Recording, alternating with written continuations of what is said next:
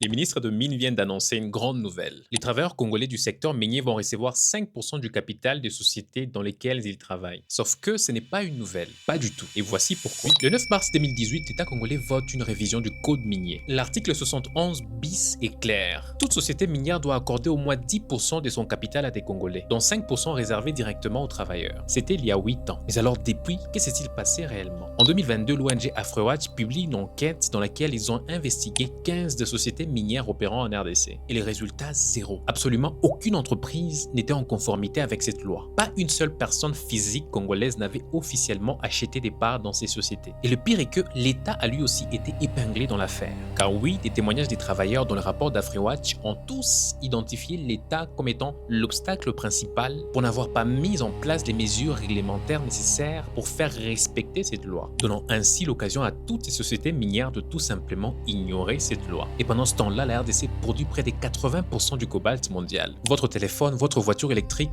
leur batterie tourne au cobalt congolais. Et les entreprises chinoises contrôlent près de 80% de nos mines de cuivre de cobalt. Les travailleurs congolais qui creusent ces richesses sont quoi en tout ça? Pas un seul centime d'actionnariat. Alors quand le ministre Watum Kabamba, que je salue, a envoyé sa circulaire en janvier 2026, beaucoup ont parlé des mesures courageuses ou des rééquilibrages historiques. Mais je vais vous dire ce que c'est vraiment. C'est un aveu. L'État reconnaît qu'une loi votée par ses propres institutions il y a 8 ans n'a jamais été respectée, ni par les entreprises, ni par ceux ayant pour mission de la faire respecter. Le problème au Congo, ce n'est pas toujours l'absence de loi. Vous le savez, le problème, c'est leur application. Alors pour essayer de corriger le tir, un moratoire a été accordé à ces entreprises avec une date limite fixée au 31 juillet 2026. C'est dans 4 mois et demi. Les sociétés ont jusqu'à cette date pour prouver leur conformité. Et si elles ne le font pas, il y aura des sanctions. Parce que ces moratoires est un test. Un test de crédibilité pour l'État congolais, pas pour les entreprises. Elles savent déjà ignorer nos lois. C'est un test pour nous, pour voir si cette fois, notre État ira jusqu'au bout. Alors je vous invite